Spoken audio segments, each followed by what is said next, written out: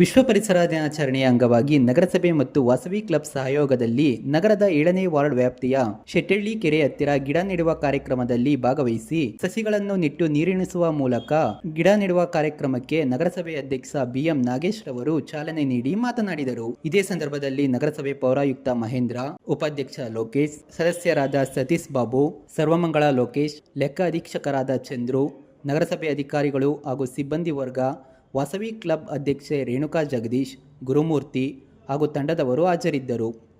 ಅಂಗವಾಗಿ ನಾವು ಇವತ್ತು ನಗರಸಭೆ ಮತ್ತು ವಾಸವಿ ಕ್ಲಬ್ ಎಲ್ಲರ ಜೊತೆ ಸೇರಿ ಇವತ್ತು ಶೆಟ್ಟಳ್ಳಿ ಕೆರೆಯ ಸುತ್ತಮುತ್ತಲ ಏರಿ ಮೇಲೆ ನಾವು ಇವತ್ತು ಗಿಡ ನೆಡುವ ಕಾರ್ಯಕ್ರಮ ಇಟ್ಕೊಂಡಿದ್ದೀವಿ. ಹಾಗಾಗಿ ಎಲ್ಲರೂ ಈ ಗಿಡವನ್ನು ನೆಟ್ಟು ಮರ ಆಗುವವರೆಗೂ ಕೂಡ ಎಲ್ಲರೂ ಇದನ್ನು ಪೋಷಣೆ ಮಾಡಬೇಕು. ಪ್ರತಿಯೊಬ್ಬರು ಜವಾಬ್ದಾರಿ. ಇವತ್ತು ನೆಟ್ಬಿಟ್ಟು ಹೋದರೆ ಇದನ್ನು ಮರೆತು ಮನೆ ಕೂತ್ಕೊಳ್ಳೋದಲ್ಲ. ಇದಕ್ಕೆ ಪ್ರತಿಯೊಬ್ಬರು ಇಲ್ಲಿರೋ ಎಲ್ಲರೂ ಸಾಕ್ಷಿ ಆಗಬೇಕು. ಮತ್ತು ಸಾರ್ವಜನಿಕರು ಕೂಡ ಇದನ್ನು ಜವಾಬ್ದಾರಿಯಿಂದ ತಗೊಂಡು ಈ ಗಿಡಗಳನ್ನ ಸಂರಕ್ಷಣೆ ಮಾಡಬೇಕು ಅಂತೇಳಿ ಈ ಸಮಯ ಕೇಳ್ಕೊತೀನಿ. ಚನ್ನಪಟ್ಟಣವನ್ನು ಚನ್ನಪಟ್ಟಣ ಮಾಡಬೇಕು. ಪ್ರತಿಯೊಬ್ಬರಿಗೂ ಆಕ್ಸಿಜನ್ ತುಂಬ ಅವಶ್ಯಕತೆ ಇದೆ. ಮುಂದಿನ ಜನ್ರೇಷನ್ ಮುಂದಿನ ಪೀಳಿಗೆಗೆ ನಾವು ಇದನ್ನೆಲ್ಲ ಕೊಡುಗೆಯಾಗಿ ನೀಡಲೇಬೇಕು. ಗಿಡವನ್ನು ಅತಿ ಹೆಚ್ಚು ನೆಟ್ಟು ಪರಿಸರವನ್ನು ಸಂರಕ್ಷಣೆ ಮಾಡಬೇಕು ಅಂತೇಳಿ ಈ ಸಮಯ ಕೇಳ್ಕೊತೀನಿ.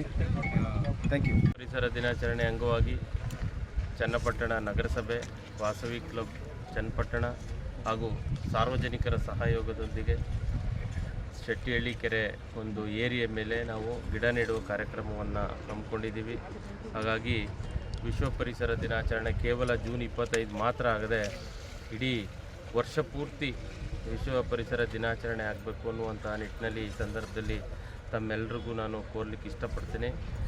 ಈ ಸಂದರ್ಭದಲ್ಲಿ ಪ್ರತಿಯೊಬ್ಬರೂ ಕೂಡ ಹಸಿರೇ ಉಸಿರು.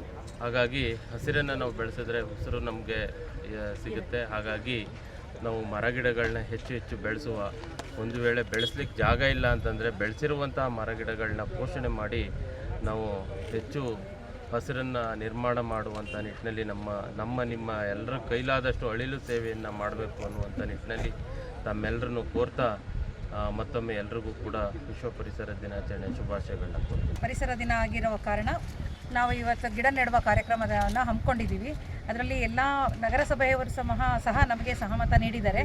ಅವರುಗಳ ಜೊತೆಗೆ ನಾವು ಈ ಕಾರ್ಯಕ್ರಮನ ಯಶಸ್ವಿಗೊಳಿಸ್ತಾ ಇದ್ದೀವಿ ಅಂತ